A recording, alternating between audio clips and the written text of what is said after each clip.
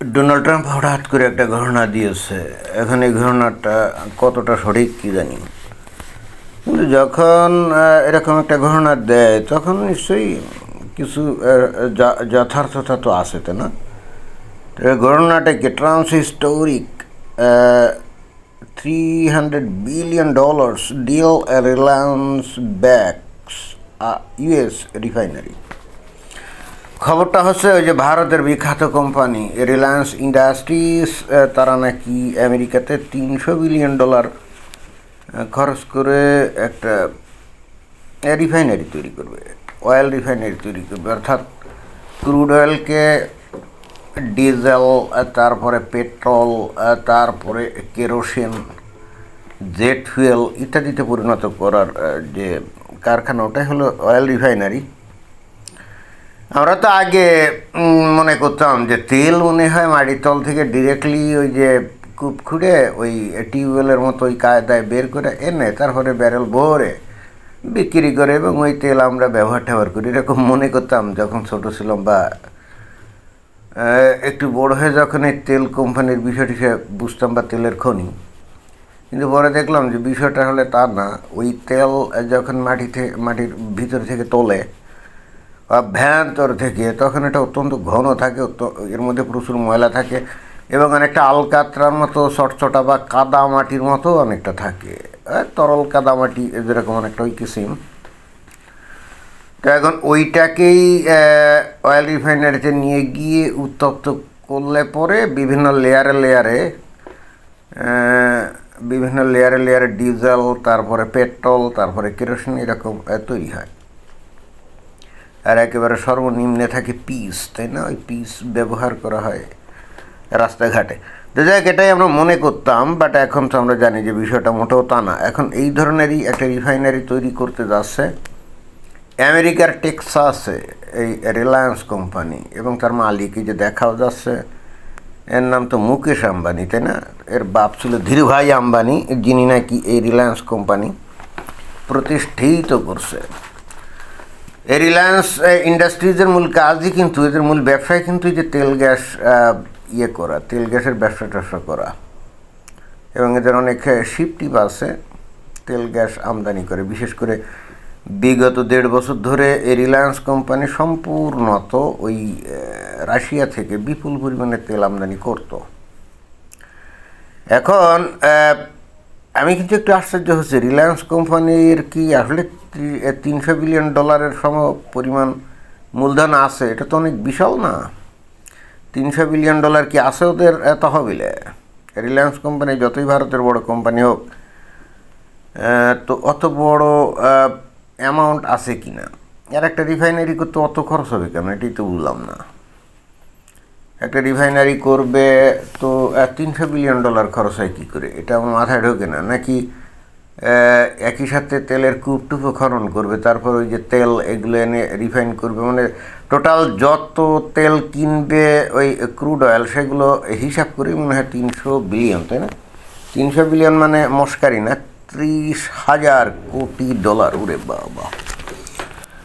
এইটা যদি বাংলাদেশি টাকা বা ইন্ডিয়ান রুপিতে ট্রান্সফার করা হয় তাহলে তো মানে মারাত্মক একটা ব্যাপার দাঁড়ায়। না, আমার মূল বক্তব্য এটা না। আমার মূল বক্তব্য হচ্ছে যে এই রিলায়েন্স গ্রুপের ব্যাপারে ভারতের যে সমস্ত ওই যে তথাকথিত বামপন্থী ধর্মনিরপেক্ষ উদার কিসিমের কিছু লোকজন আছে না, পরিবেশবাদীটাদি আছে, এরকম কিছু জীবজন্তু আছে এই কিসিমের।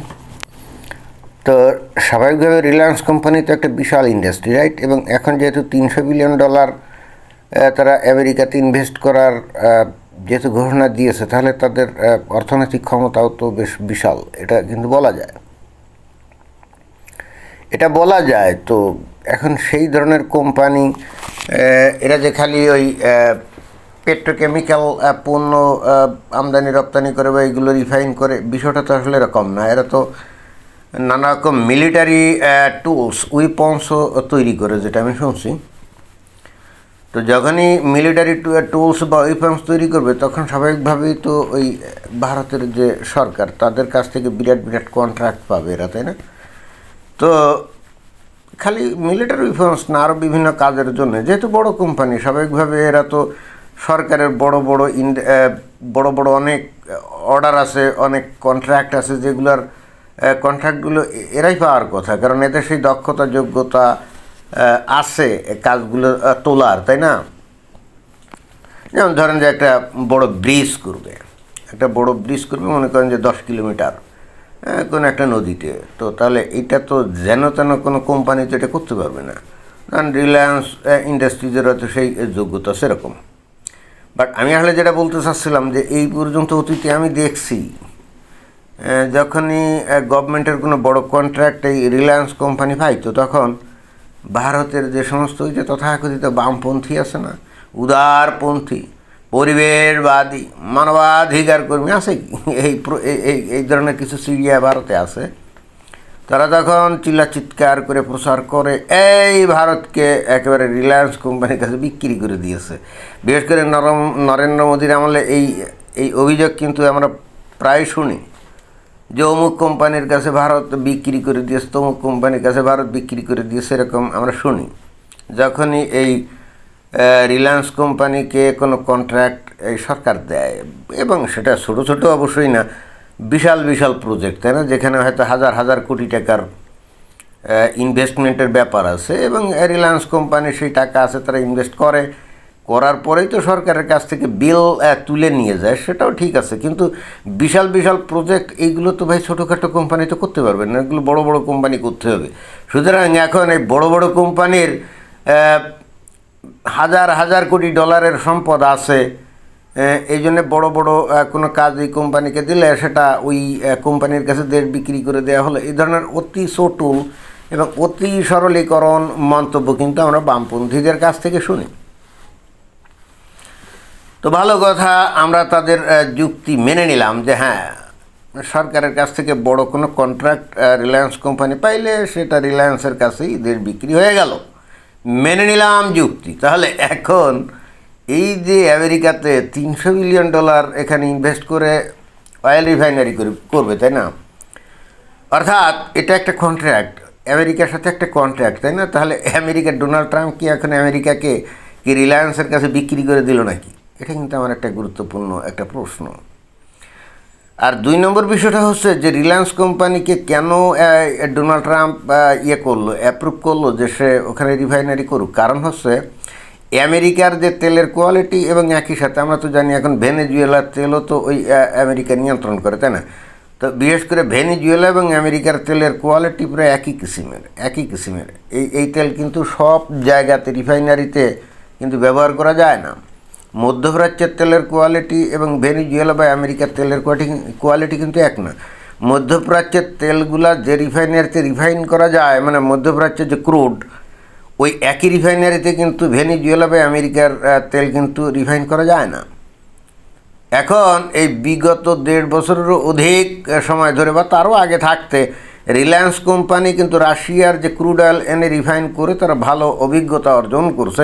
ইন্টারেস্টিং ব্যাপার হলো রাশিয়ার ক্রুড অয়েলের কোয়ালিটি আর ভেনেজুয়েলা এবং আমেরিকা এদের যে ক্রুড অয়েলের কোয়ালিটি বা বৈশিষ্ট্য একই রকম প্রায়। ফলে হচ্ছে কি, অলরেডি তো রিলায়েন্স কোম্পানির বিশাল একটা রিফাইনারি কিন্তু ভারতে আছে, ভারতের মহারাষ্ট্র না কোন জায়গায় জানি আছে, যেখানে কিন্তু যে রাশিয়া থেকে ওই যে lakh lakh ton crude oil এনে কিন্তু সেখানে রিফাইন করা হয়। অর্থাৎ এই লাইনে কিন্তু রিলায়েন্স কোম্পানির ভালো একটা দক্ষতা এবং অভিজ্ঞতা আছে। তাহলে ওই একই কোয়ালিটির তেল যখন রিফাইন করতে যাবে, আমেরিকা যখন যাবে, তখন তো আমেরিকায় আগে থাকতে যে রিফাইনারিগুলো আছে তারা তো আমেরিকা বা ভেনেজুয়েলার তেল রিফাইনারি করার মতো সেই রকম রিফাইনারি না।